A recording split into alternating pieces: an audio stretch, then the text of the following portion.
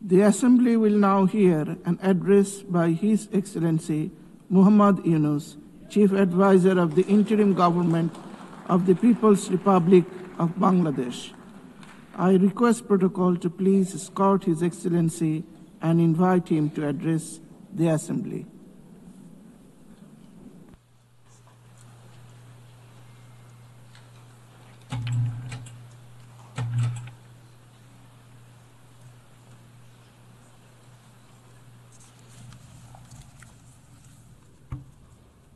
আসসালামু আলাইকুম রহমতুল্লাহি ওয়া বারাকাতুহু। মাননীয় সভাপতি, জাতিসংঘ সনদের ৮ দশক পূর্তি উপলক্ষে এই মহান পরিষদে উপস্থিত সকল সদস্য রাষ্ট্রকে অভিনন্দন জানাচ্ছি। এবারের অধিবেশন অতীত দর্শনের ভবিষ্যতের রূপরেখা তৈরি উভয়ের জন্য বিশেষভাবে গুরুত্বপূর্ণ। ৮ দশক ধরে জাতিসংঘ ধারাবাহিকভাবে তার কর্মপরিধি সম্প্রসারিত করেছে এবং নানা ক্ষেত্রে আরো গভীরভাবে সম্পৃক্ত হয়েছে। বিশ্বশান্তি ও নিরাপত্তা, মানবাধিকার, বিশ্বব্যাপী জীবনমানের উন্নয়ন, ন্যায় বিচার, ন্যায্যতা ও সমতা প্রসারে জাতিসংঘ অনস্বীকার্যভাবে ভূমিকা রেখেছে। জাতিসংঘের কারণেই আজ বিশ্বের ১২০টি দেশের প্রায় ১৩ কোটি বিপদাপন্ন মানুষকে জরুরি খাদ্য ও মৌলিক মানবিক সহায়তা এবং ৪৫% শিশুকে টিকা প্রদান করা সম্ভব হচ্ছে।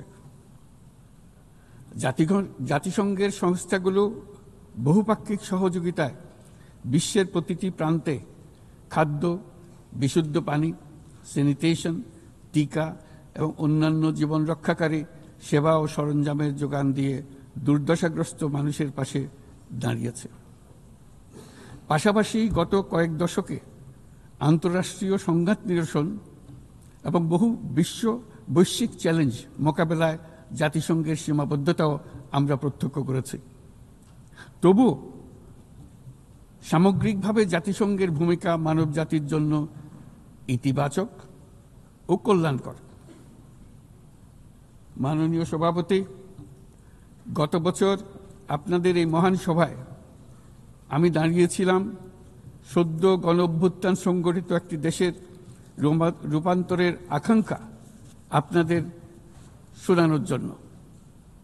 আজ এই রূপান্তরের অগ্রযাত্রায় আমরা কতটুকু অগ্রসর হতে পেরেছি তা আমি বলবো। পৃথিবীর প্রতি 10 জনের মধ্যে 3 জনের নিবাস বাংলাদেশ, কিন্তু সেই কারণেই অথবা ভূ রাজনৈতিকভাবে বিশ্বের একটি গুরুত্বপূর্ণ অবস্থানে বাংলাদেশ রয়েছে বলে আমাদের ইতিহাস জানার দরকার তা কিন্তু নয়, বরং এই কারণে বাংলাদেশের এই বর্ণনাটি গুরুত্বপূর্ণ যে তা সাধারণ মানুষের অসাধারণ ক্ষমতার উপর আস্থা তৈরি করবে। এই কারণে বর্ণনাটি গুরুত্বপূর্ণ, তা বিশ্বের সকল দেশের মধ্যে আশার সঞ্চার করবে। যে সংকট যত গভীরই হোক না কেন, তার নিরসন যত অসম্ভবই মনে হোক না কেন, কখনোই তা উত্তরণের পথ হারিয়ে ফেলে না। মাননীয় সভাপতি, সাম্য, মানবিক মর্যাদা ও সামাজিক ন্যায় বিচারের দাবিতে এক রক্তক্ষয়ী সংগ্রামের মাধ্যমে 1971 সালে বাংলাদেশের জন্ম। কিন্তু যে অধিকার প্রতিষ্ঠার জন্য আমরা বিশাল আত্মত্যাগ করেছিলাম তা গত 5 দশকে বারবার বাধাপ্রাপ্ত হয়েছে। বারবার আমাদের ছেলে মেয়েদের নেতৃত্বে আমাদের জনগণকে অসংখ্য ত্যাগ স্বীকার করে সে অধিকারকে পুনঃপ্রতিষ্ঠিত করতে হয়েছে। এই বছর আমরা জুলাই গণঅভ্যুত্থানের প্রথম বার্ষিকী পালন করেছি, যে অভ্যুত্থানে আমাদের তরুণ সমাজ স্বৈরাচারকে পরাভূত করেছিল, যার ফলে আমরা বৈষম্যমুক্ত ন্যায় বিচার ভিত্তিক সমাজ বিনির্মাণের অভিযাত্রা নতুনভাবে শুরু করতে পেরেছি। সেই বৈষম্যমুক্ত ন্যায় বিচার ভিত্তিক সমাজ বিনির্মাণের আকাঙ্ক্ষা পূরণের দায়িত্ব দেওয়া হয় আমাকে ও আমার সহকর্মীদের। ভেঙে পড়া রাষ্ট্র কাঠামোকে পুনর্গঠন করে জনগণের আকাঙ্ক্ষা পূরণের জন্য প্রয়োজন ছিল ব্যাপক প্রাতিষ্ঠানিক সংস্কারের। যে বিপুল জনসমর্থনের মাধ্যমে আমরা দায়িত্ব পেয়েছিলাম, তার প্রেক্ষাপটে আমাদের জন্য সহজ পথ ছিল নির্বাহী আদেশে সংস্কার কাজগুলো সম্পন্ন করা। কিন্তু আমরা বেছে নেই সেই কঠিন পথ, অন্তর্ভুক্তিমূলক ও টেকসই পথ। আমাদের লক্ষ্য ছিল ক্ষমতার ভারসাম্যপূর্ণ একটি গণতান্ত্রিক রাষ্ট্র কাঠামো গড়ে তোলা, যেখানে আর কোনো স্বৈরশাসকের আবির্ভাব হবে না, কোনো নির্বাচিত নেতা রাষ্ট্রের গণতান্ত্রিক স্বরূপকে ক্ষুণ্ণ করতে পারবে না, কিংবা রাষ্ট্র জনগণের রক্ষকরা ভক্ষকে পরিণত হতে পারবে না। শাসন ব্যবস্থা, বিচার বিভাগ, নির্বাচন ব্যবস্থা, জনপ্রশাসন, আইন শৃঙ্খলা রক্ষা, দুর্নীতি বিরোধী কার্যক্রম, নারী অধিকার সহ সকল জাতীয় গুরুত্বপূর্ণ ক্ষেত্রে প্রয়োজনীয় সংস্কার করার জন্য আমরা 11টি স্বাধীন সংস্কার কমিশন প্রতিষ্ঠা করি। কমিশনগুলি জনমত যাচাই ও গভীর পর্যালোচনা করে বিস্তারিতভাবে সংস্কার কার্যক্রম সমূহ সুপারিশ করে। এই সংস্কার সুপারিশগুলো টেকসইভাবে বাস্তবায়নের জন্য আমরা একটা জাতীয় ঐক্যমত্য কমিশন গঠন করি, যারা 30টিরও বেশি রাজনৈতিক দল ও জোটকে নিয়ে এই আলোচনায় বসে। এই কমিশনের লক্ষ্য ছিল সংস্কার প্রস্তাবগুলোর প্রতি দলমত নির্বিশেষে একটি টেকসই সামাজিক অঙ্গীকার তৈরি করা। আমাদের এই অন্তর্ভুক্তিমূলক পদক্ষেপ সফল হয়।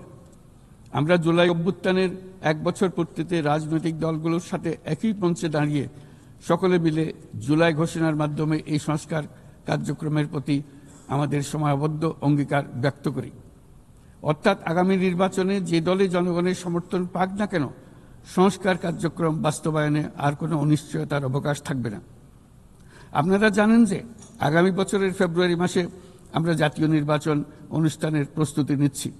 পাশাপাশি স্বচ্ছতা ও জবাবদিহিতা, আইনের শাসন নিশ্চিত করবার জন্য আমাদের নিরবচ্ছিন্নভাবে নাগরিক বান্ধব সংস্কার চালিয়ে যাচ্ছি। মাননীয়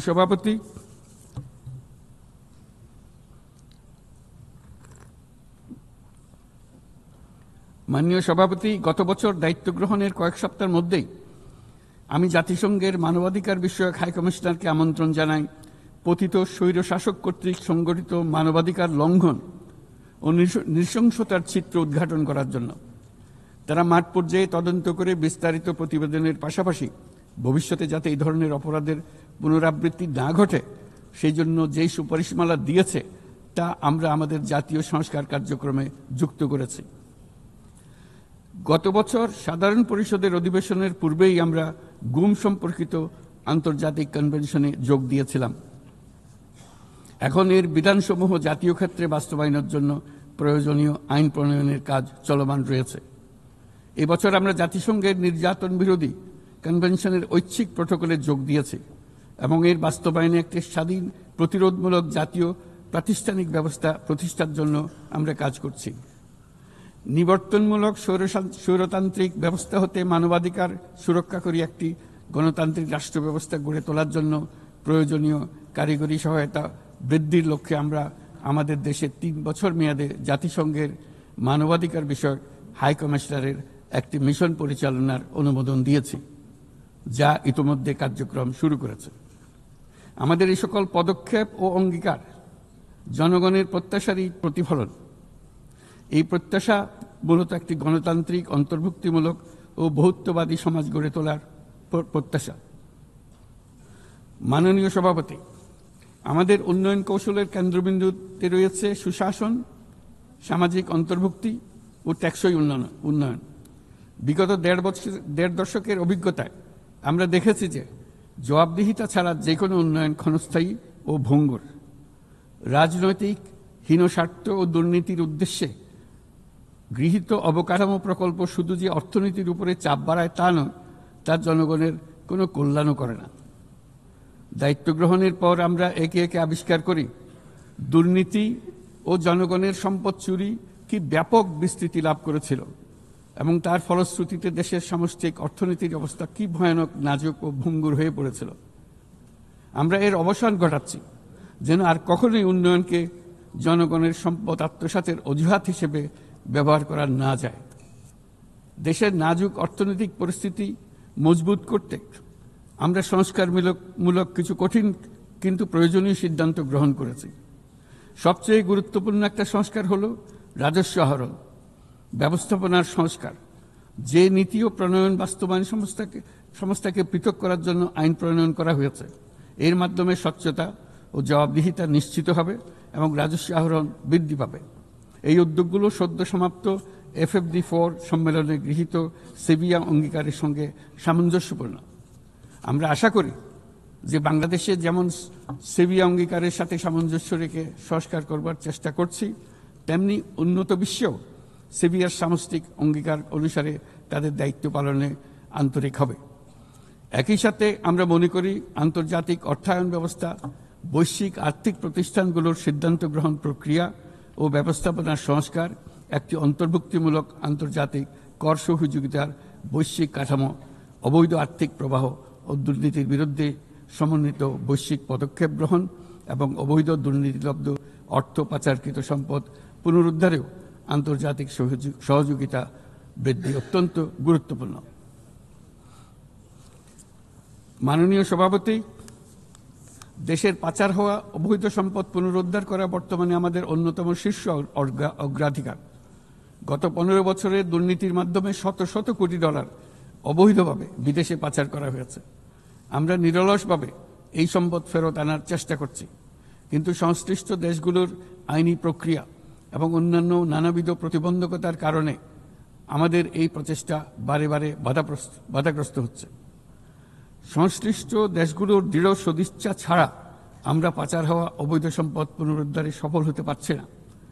বিশ্বের বিদ্যমান অর্থনৈতিক ব্যবস্থা উন্নয়নশীল দেশ থেকে সম্পদের এই অবৈধ পাচারকারীদের কার্যকরীভাবে প্রতিরোধ করতে ব্যর্থ হচ্ছে। কোনো কোনো ক্ষেত্রে আন্তর্জাতিক আর্থিক প্রতিষ্ঠানগুলোর বিধিবিধানগুলো বিশ্বব্যাপী বিভিন্ন ট্যাক্স হ্যাভেনে বিপুল পরিমাণে অবৈধ অর্থ স্থানান্তরে উৎসাহিত করছে। তাই যেসব দেশ ও প্রতিষ্ঠান এই পাচারকৃত সম্পদ গচ্ছিত রাখবার সুযোগ দিচ্ছে, তাদের আমি আহ্বান জানাচ্ছি তারা যেন এই অপরাধের সঙ্গে শরিক না হয়। এই সম্পদ তার প্রকৃত মালিককে অর্থাৎ কৃষক, শ্রমিক এবং সাধারণ করদাতাদের নিকট ফিরিয়ে দেন।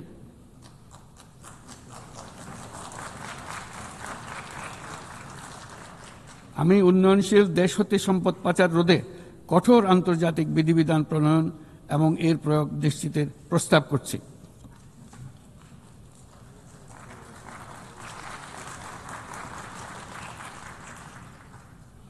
মাননীয় সভাপতি, রাজস্ব খাতের ঐতিহাসিক সংস্কারের পাশাপাশি আমরা বাজারভিত্তিক মুদ্রা বিনিময় হার চালু করেছি।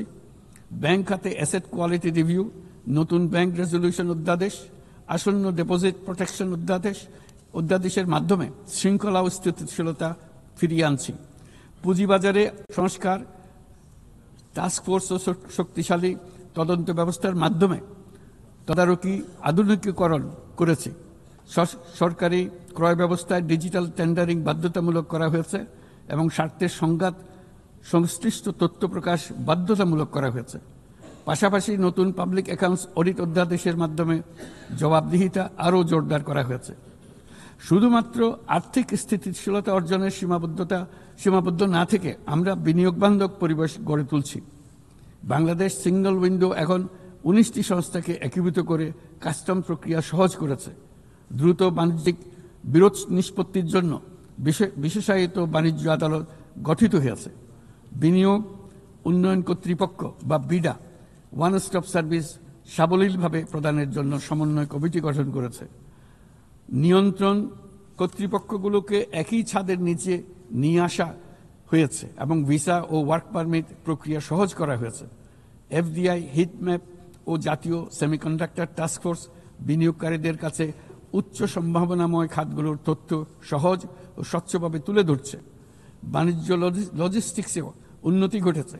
চট্টগ্রাম বন্দরে গত আগস্টে কন্টেইনার হ্যান্ডলিংয়ে 27% প্রবৃদ্ধি ঘটেছে, যা দক্ষতার উল্লেখযোগ্য অগ্রগতি নির্দেশ করে। এসব উদ্যোগ অর্থনৈতিক শাসন ব্যবস্থাকে যেমন সুদৃঢ় করেছে, তেমনি বিনিয়োগকারীকেও নিরাপদ করেছে। এইসব সংস্কারের ফলে বাংলাদেশ এখন টেকসই ও অন্তর্ভুক্তিমূলক বিনিয়োগ ও অর্থনৈতিক প্রবৃদ্ধির এক পর্যায়ে প্রবেশ করেছে। এর পাশাপাশি এত স্বল্প সময়ে অর্থনৈতিকভাবে ঘুরে দাঁড়ানোর পেছনে আমাদের প্রবাসীরা গুরুত্বপূর্ণ অবদান রেখেছেন।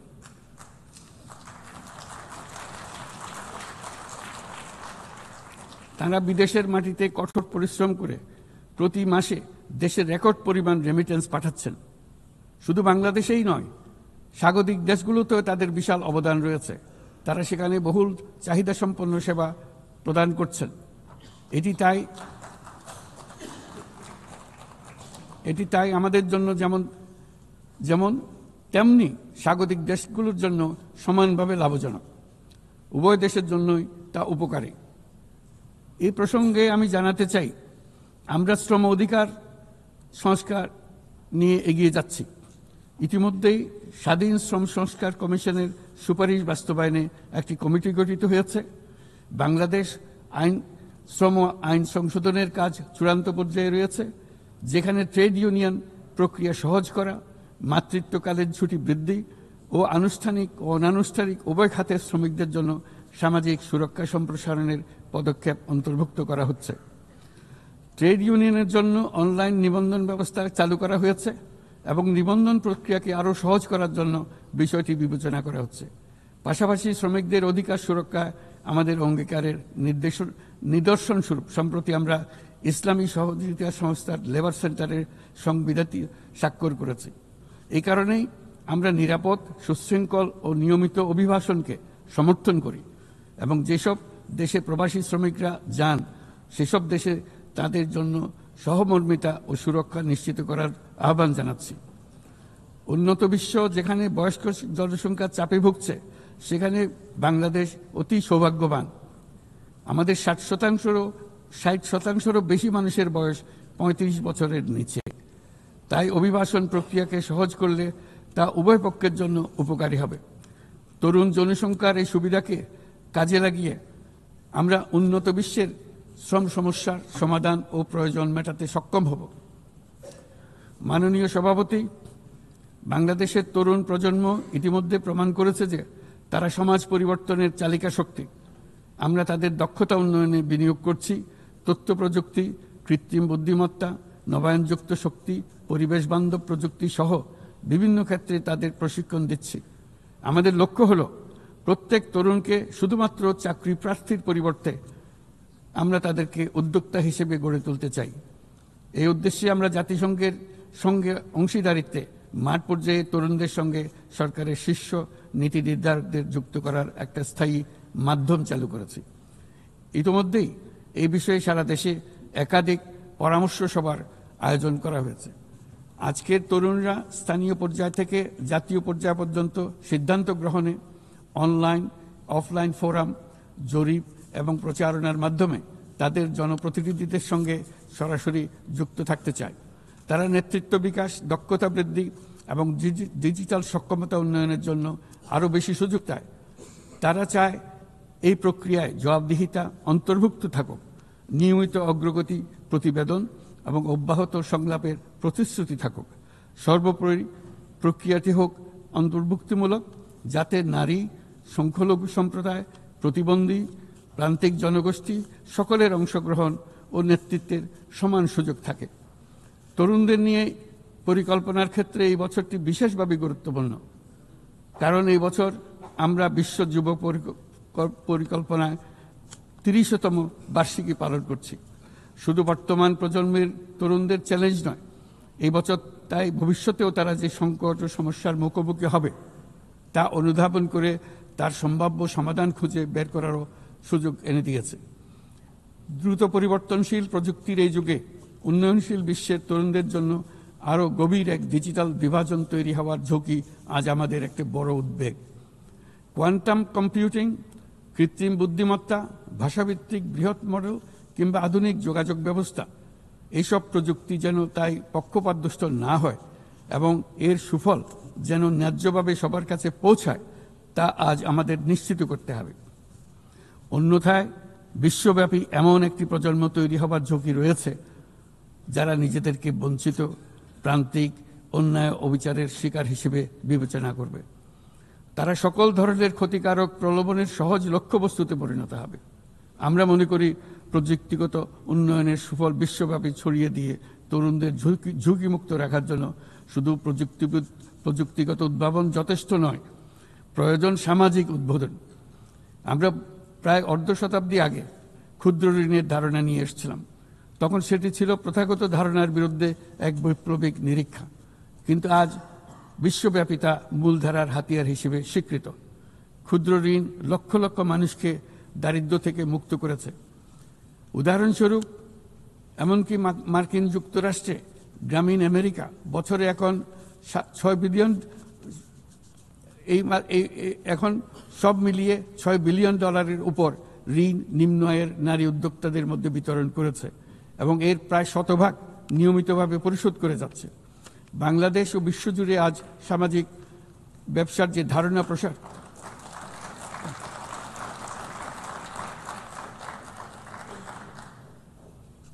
সামাজিক ব্যবসার ধারণা প্রসার করেছি, এটি এমন একটি ব্যবসা যার সম্পূর্ণ মুনাফা সামাজিক কল্যাণে পুনর্বিনিয়োগ করা হয়। সামাজিক ব্যবসা প্রমাণ করেছে যে প্রতি মানুষের উদ্যোক্তা হওয়ার সত্তা সামাজিক কল্যাণে এবং সামাজিক সমস্যা সমাধানে কাজে লাগানো সম্ভব।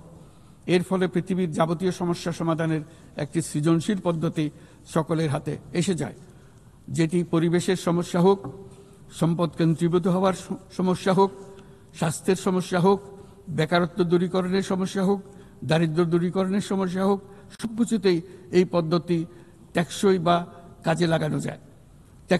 কাজে লাগানো যায়। মাননীয় সভাপতি, জলবায়ু সংকট চ্যালেঞ্জের মোকাবেলায় বিশ্বজনীন তাপমাত্রা বৃদ্ধি 1.5 ডিগ্রি সেলসিয়াসের সীমাবদ্ধ রাখার লক্ষ্যমাত্রা আজ আমাদের হাতছাড়া হয়ে গেছে। প্রতি বছর $100 বিলিয়ন জলবায়ু সহায়তার প্রতিশ্রুতিও পূরণ হয়নি।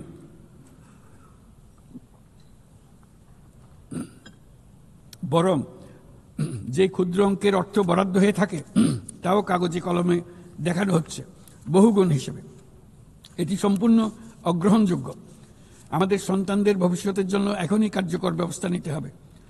লস অ্যান্ড ড্যামেজ ফান্ড পুরোপুরি চালু করতে হবে।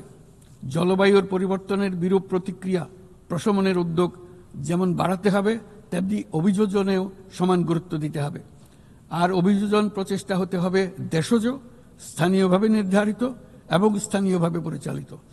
বাংলাদেশ ইতিমধ্যে স্থানীয়ভাবে সংবেদনশীল অভিযোজনের নীতিকে মূল ভিত্তি হিসেবে গ্রহণ করেছে।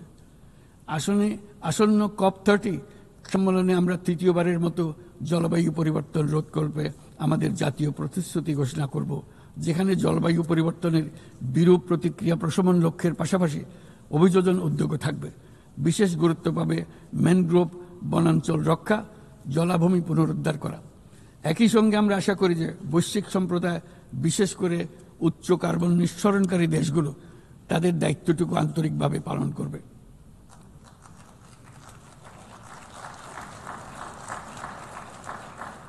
মাননীয় সভাপতি, বর্তমানের আরেকটি বড় চ্যালেঞ্জ হলো বিশ্ব বাণিজ্যে সংরক্ষণবাদের উত্থান।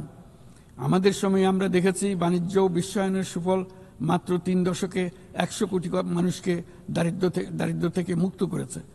এখন যদি আমরা উল্টো পথে হাঁটি তবে আমাদের সন্তানদের সেই সুযোগ আর থাকবে না। এটা অনস্বীকার্য যে বাণিজ্যের ক্ষেত্রে প্রতিটি দেশের সার্বভৌম স্বার্থ সুরক্ষিত রাখতে হবে এবং কোনো দেশকে তার সাধ্যের অতিরিক্ত বোঝা বইতে দেওয়া যাবে না। কিন্তু বৈশ্বিক শান্তি ও সমৃদ্ধি টিকিয়ে রাখার স্বার্থে উন্মুক্ত, ন্যায়সঙ্গত, নিয়মভিত্তিক বৈশ্বিক বাণিজ্যের কোনো বিকল্প নেই। তাছাড়া বৈশ্বিক বাণিজ্যে দ্রুত সামাজিক ব্যবসার প্রসার ঘটাতে হবে। উন্নয়ন সহায়তার একটি বড় অংশ সামাজিক ব্যবসায় প্রসারে বিশ্বময় ক্রমাগতভাবে জোরদার করতে হবে। আমার প্রজন্মে দেখেছি কিভাবে একটি পারস্পরিক নির্ভরশীল বৈশ্বিক অর্থনৈতিক ব্যবস্থা যে কোনো সংঘাতকে ব্যয়বহুল করে তুলেছে এবং বিশ্বের শান্তি টিকিয়ে রাখতে সাহায্য করেছে। আজ বিশ্বব্যাপী 120টিরও বেশি সশস্ত্র সংঘাত চলছে। পারস্পরিক অর্থনৈতিক নির্ভরশীলতা ভেঙে গেলে এরকম সংঘাত আরও বাড়বে, ব্যাহত হবে উন্নয়ন, বিনষ্ট হবে বিশ্ব শান্তি। মাননীয় সভাপতি, আমাদের প্রতিবেশী দেশ মায়ানমারে চলমান সংঘাত সমগ্র অঞ্চলের জন্য গভীর উদ্বেগজনক পরিস্থিতির সৃষ্টি করেছে। এটি যে শুধু আঞ্চলিক স্থিতিশীলতাকে ঝুঁকিতে ফেলছে তা নয়, বরং বাংলাদেশে আশ্রয়প্রাপ্ত বলপূর্বক বাস্তুচ্যুত রোহিঙ্গাদের তাদের মাতৃভূমি মায়ানমারে প্রত্যাবাসনকেও কঠিন করে তুলেছে 8 বছর পার হয়ে গেল, রোহিঙ্গা সংকটের কোনো সমাধান হলো না। উপরন্তু বাংলাদেশ প্রতিনিয়তই মায়ানমার থেকে আগত রোহিঙ্গাদের আশ্রয় দিয়ে চলেছে। স্পষ্টতই সাংস্কৃতিক পরিচয়ভিত্তিক রাজনীতির কারণে রোহিঙ্গাদের উপর অধিকার বঞ্চনা ও নির্যাতন রাখাইনে অব্যাহত রয়েছে। রোহিঙ্গাদের প্রান্তিকীকরণ প্রক্রিয়া আর চলতে দেওয়া যাবে না। যেসব বৈষম্যমূলক নীতি ও কর্মকাণ্ড আজকের এই পরিস্থিতি তৈরি করেছে, তার সমাধান ও প্রতিকারমূলক ব্যবস্থা এখনই গ্রহণ করা সম্ভব। তার জন্য পূর্ণাঙ্গ জাতীয় সংঘাত রাজনৈতিক মীমাংসার অপেক্ষা করার প্রয়োজন নেই। রাখাইনের সমস্যাগুলো চূড়ান্তভাবে রাজনৈতিক সমাধান করা দরকার। তবে এর জন্য রাখাইন অঞ্চলের সংশ্লিষ্ট সকল জাতিসত্তার অংশগ্রহণে এমন একটি বন্দোবস্ত প্রয়োজন যেন রোহিঙ্গারা সম অধিকার ও নাগরিকত্ব সহ সমাজের অংশ হতে পারে।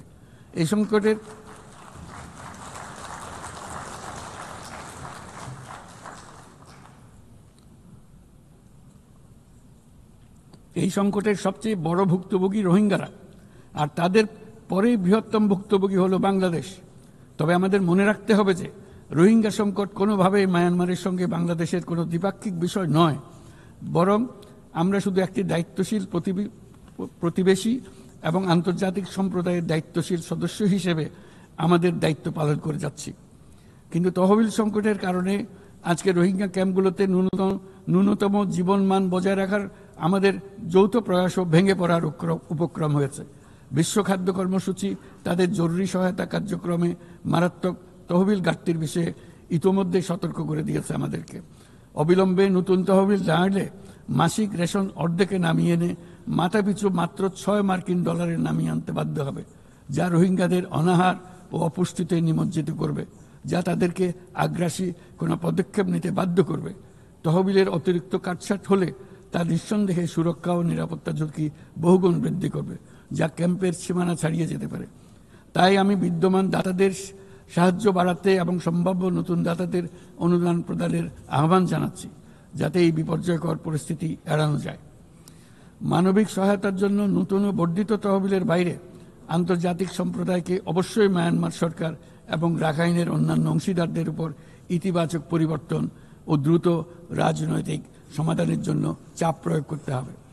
অন্যান্য প্রতিবেশী দেশগুলোকেও তাদের দায়িত্ব পালন করতে হবে।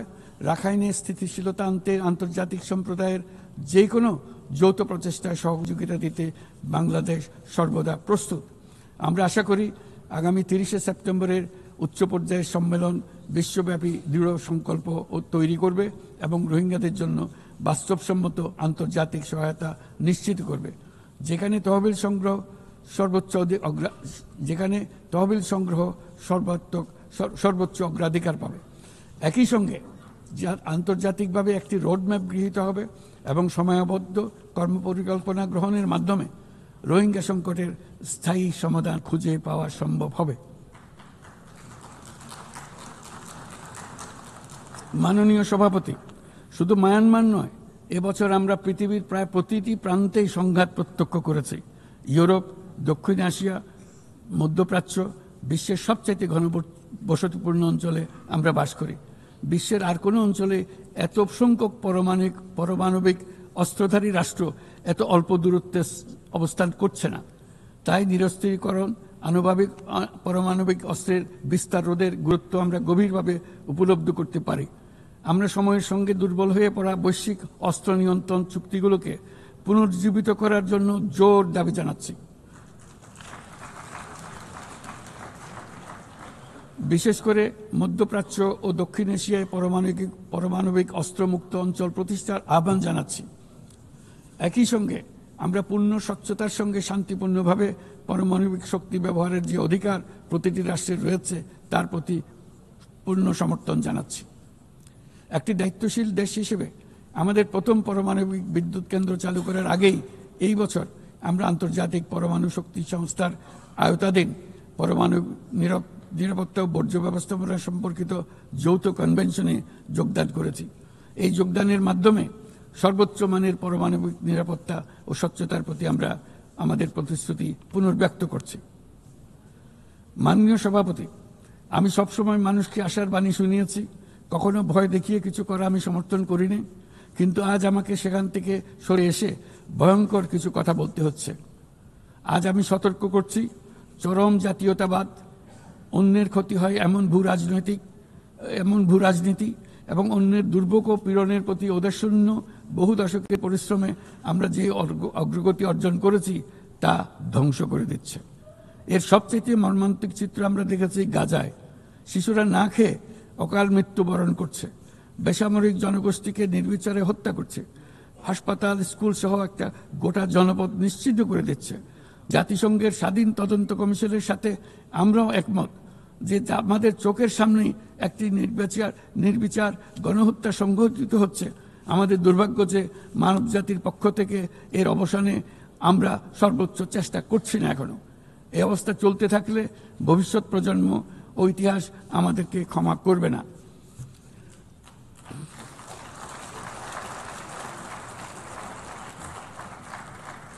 বাংলাদেশের জনগণ, এই বিশ্বের বিবেকবান নাগরিকদের পক্ষ থেকে আমি আবারও জোরালো দাবি জানাচ্ছি যে পূর্ব জেরুজালেমকে রাজধানী করে একটি স্বাধীন ফিলিস্তিন রাষ্ট্র গঠনের মাধ্যমে এই সমস্যার দ্বিরাষ্ট্রীয় ভিত্তিক সমাধান এখনই বাস্তবায়ন করতে হবে।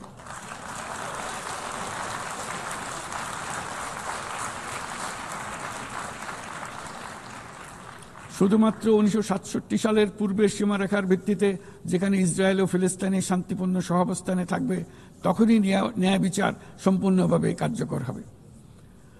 মাননীয় সভাপতি, বাংলাদেশে আমরা বিশ্বাস করি যে আমাদের একটি শান্তির সংস্কৃতি আমরা গড়ে তুলব, যেখানে সর্বস্তরের সহনশীলতা, অহিংসা, সংলাপ ও সহযোগিতার মূল্যবোধ প্রতিষ্ঠিত করা হবে।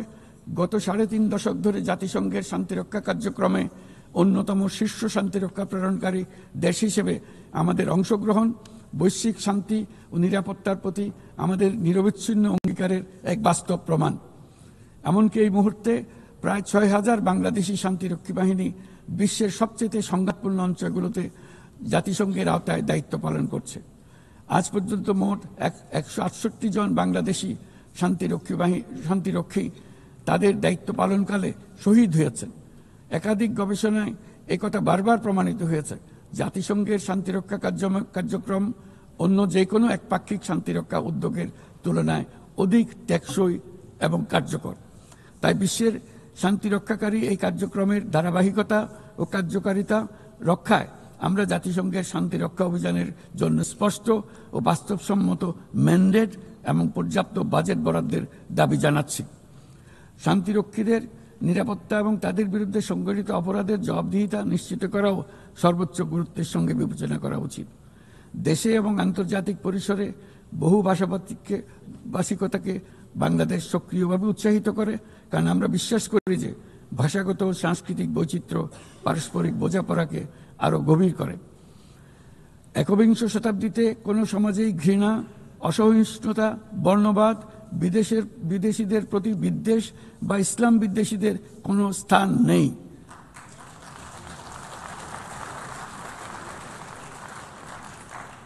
অথচ বর্তমানে বিভ্রান্তিমূলক প্রচারণা, ঘৃণাত্মক বক্তব্য গুরুতর উদ্বেগের বিষয় হয়ে দাঁড়িয়েছে। গত বছর বাংলাদেশে ছাত্র জনতার অভ্যুত্থান পরবর্তী সময়ে বিভিন্ন স্বার্থান্বেষী গোষ্ঠীর পক্ষ থেকে উদ্দেশ্যমূলকভাবে বিভ্রান্তিকর সংবাদ ছড়ানো হয়েছে, যা এখনও চলমান রয়েছে। এর সঙ্গে যুক্ত হয়েছে পরিকল্পিত মিথ্যা সংবাদ, কৃত্রিম বুদ্ধিমত্তা নির্ভর ডিপফেক এর প্রসার, যা পরিস্থিতিকে আরও জটিল করে তুলেছে। এসবের বিরুদ্ধে আমাদের একসঙ্গে কাজ করতে হবে, যাতে এসব বিকৃত কর্মকাণ্ড মানুষের আস্থাকে বিনষ্ট না করে কিংবা সামাজিক সম্প্রীতিকে দুর্বল করে না দেয়। মাননীয় সভাপতি, আমাদের শীর্ষ অগ্রাধিকারগুলোর মধ্যে অন্যতম হল নারীর ক্ষমতায়ন। আমাদের জাতীয় কবি কাজী নজরুল ইসলামের ভাষায়, বিশ্বে যা কিছু মহান সৃষ্টি চিরকল্যাণকর, অর্ধেক তার করিয়েছে নারী, অর্ধেক তার নর।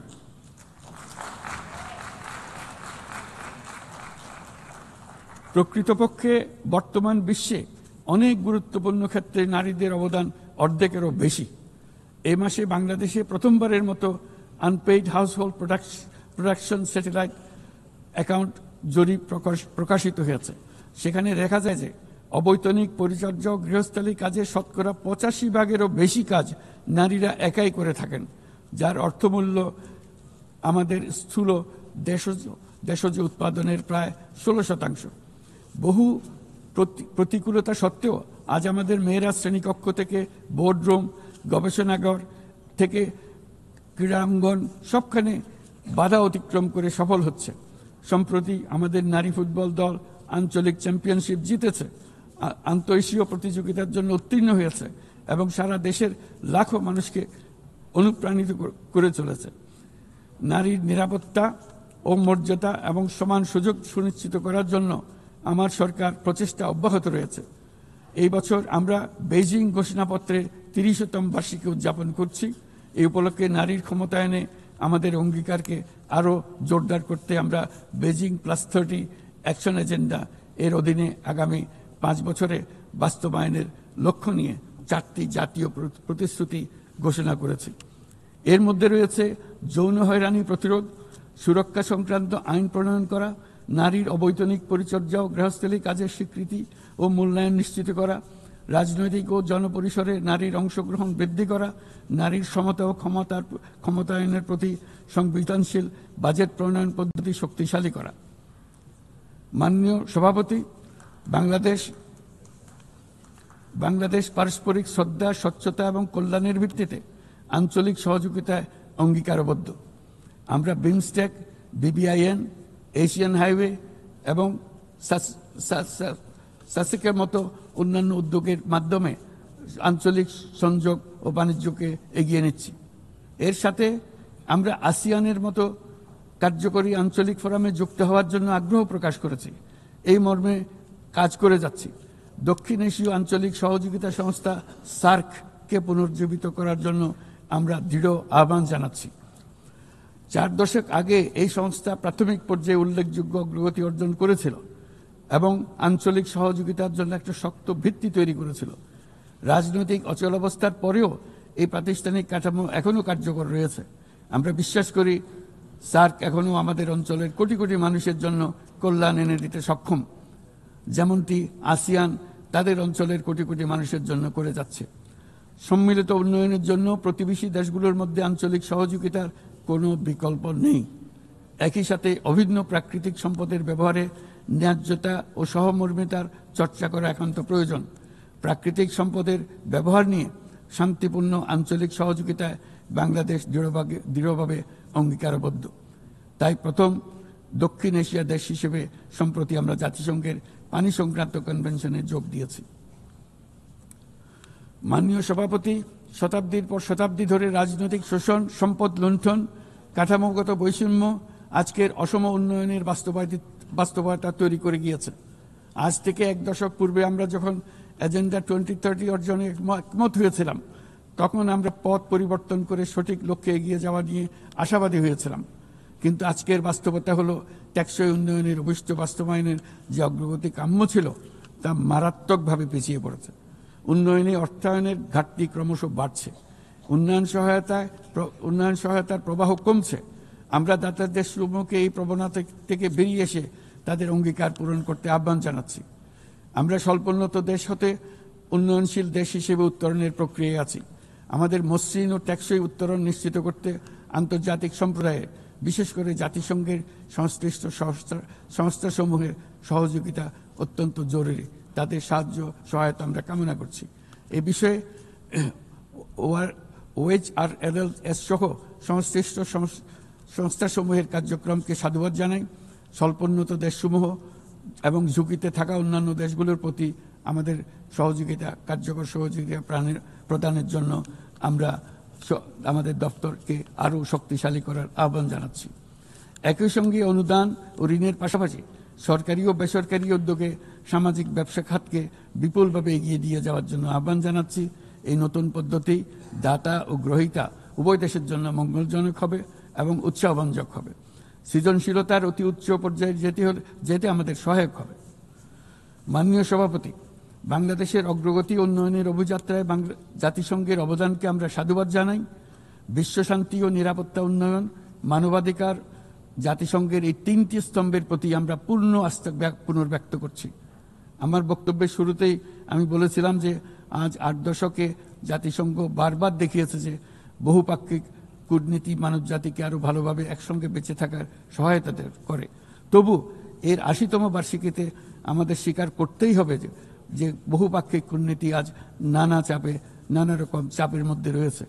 প্রায়শই অসম দ্বিপাক্ষিক সম্পর্কের টানাপোড়েনে আবারও প্রমাণ করেছে যে বহুপাক্ষিক কূটনীতি আমাদের শেষ এবং সর্বোত্তম ভরসা। তাই বহুপাক্ষিক কূটনীতির ধারক ও বাহক জাতিসংঘকে উজ্জীবিত রাখতে আমরা সদস্য রাষ্ট্রগুলোর সাথে পূর্ণ স্বচ্ছতা ও আন্তরিকতা আলোচনার আহ্বান জানাচ্ছি। বর্তমান সময়ের দাবি মেটাতে বহুপাক্ষিকতার প্রতি আমাদের যৌথ আকাঙ্ক্ষা পূরণ করতে হলে জাতিসংঘকে ক্রমাগত বিকশিত ও অভিযোজিত হতে হবে। আমার এই মর্মে আমরা মহাসচিবের UN80 উদ্যোগকে স্বাগত জানাই। তবে একই সঙ্গে জোর দিয়ে বলতে চাই যে সংস্কারের নামে যেন বহুপাক্ষিকতাকে দুর্বল করা না হয় বা উন্নয়নশীল দেশগুলোর কণ্ঠস্বরকে অবহেলা না করা হয়। সংস্কারের একমাত্র লক্ষ্য হওয়া উচিত মাঠ পর্যায়ে বাস্তব ও ইতিবাচক পরিবর্তন আনা। জনাব সভাপতি, গত বছর আমার জনগণ প্রমাণ করেছে যে জগতে অন্যায়ের বিনাশ অবশ্যম্ভাবী। তারা প্রমাণ করেছে যে পরিবর্তন যেমন সম্ভব তেমনি এটা অপরিহার্য। আমাদের মনে রাখা দরকার যে সামনের দিনে যে চ্যালেঞ্জগুলো আসছে তা কোনো দেশের পক্ষে একা মোকাবেলা করা সম্ভব নয়। একই সঙ্গে আমাদের এটাও মনে রাখতে হবে যে বর্তমান পৃথিবীতে কোনো একটি দেশ সংকটে পড়লে অথবা বিশ্বের কোনো এক প্রান্তে সংকট দেখা দিলে সমগ্র বিশ্বের নিরাপত্তায় ঝুঁকির মুখে পড়ে যায়। আমাদেরকে 3-0 পৃথিবী গড়ার স্বপ্ন নিয়ে অগ্রসর হতে হবে। তরুণরা 3-0 বাস্তবায়নের সৈনিক হয়ে বড় হবে। তাদের সামনে থাকবে শূন্য কার্বন, শূন্য সম্পদ কেন্দ্রীভূতকরণ ও শূন্য বেকারত্ব।